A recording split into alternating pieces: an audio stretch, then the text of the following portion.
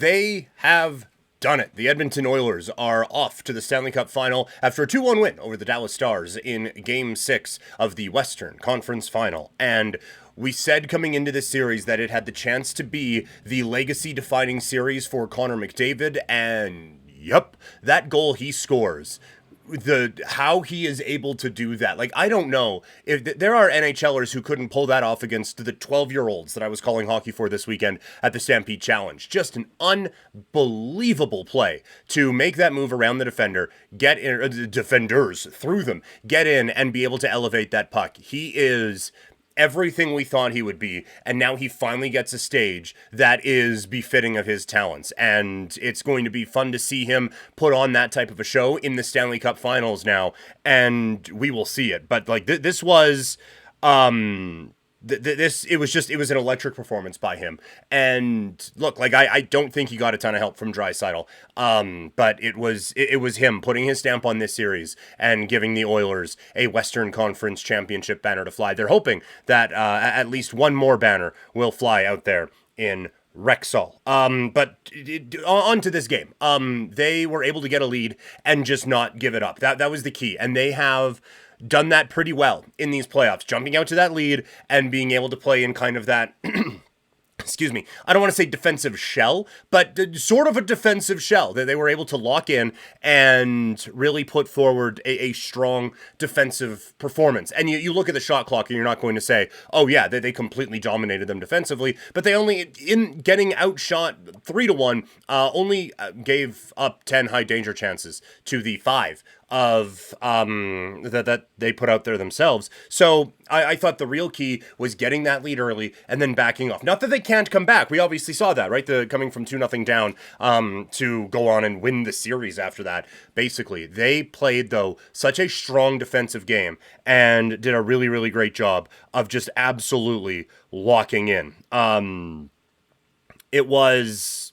Yeah, I mean, I don't know what more you can say about it. They controlled things so very well. They clogged up the middle so that the Stars really couldn't get their offense going. You know, like if you wanted to create havoc in front of Skinner, you couldn't. That they did such a great job of limiting second and third chance opportunities as well for the Stars. It was quite the defensive, I don't want to say masterclass, but it was quite a defensive showing. And I know I have been critical at times of this blue line for Edmonton, but this wasn't one of them. That this was full marks. And look, I know I've hosted Game Over Edmonton, so I haven't been fully critical of this team, but I have been critical of the Oilers in the past, a lot of it for fun, but they played well. They played a hell of a hockey game, and they are full marks for this win. And then, like, on top of it, like, once you get past, you know, the best forward in the game, or best player in the game, I shouldn't even just say that, the best player in the game by far.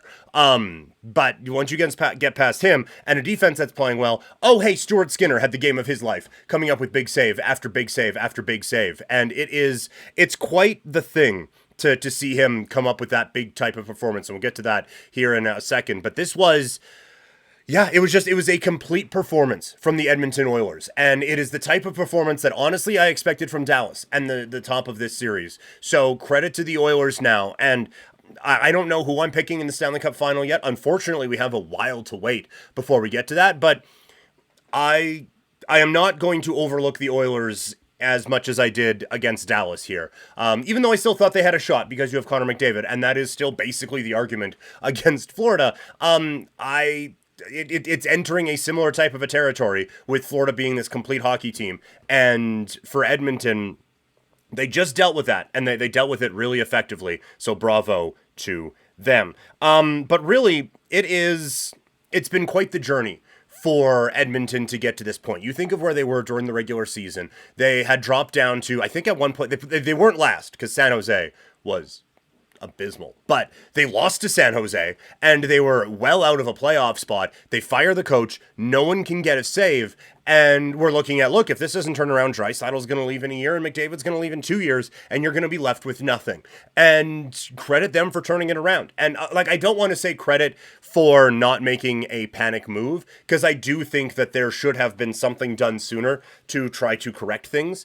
But I mean, it's tough to critique that now because it's worked. Obviously, they're in the Stanley Cup Final with Stuart Skinner as their goalie. But they made the coaching change. Knobloch comes in and is just a bit more of a calming influence in this locker room and lets this team kind of steady the waters and get back on track. And it allows Stuart Skinner to find his game. And slowly throughout the year, he started to find his game. And maybe they could have done more to go solidify a backup position for him or something along those lines. But the Oilers, I think this is, as someone who wants it to be, you see a problem, fix it, trade for it, make that thing, like that has kind of become how I view team building, quite frankly, where if you see that goaltending is an issue, go out and get a goalie. Like, just try to fix that problem. Don't let it fester over time. This is an argument, admittedly, against that, because they were patient. They let Skinner grow into the role, and he showed up in a big way. And then they kept that confidence in with him in the postseason as well. He loses the net. They say, okay, we're going to go back to you now. We have confidence that you're going to turn it around. I think that is a culture they have built in Edmonton. I think that is a new coach showing faith in his goalie. And I think it's a leadership group showing faith in the goalie as well. This is another example of sports showing us what leadership is all about.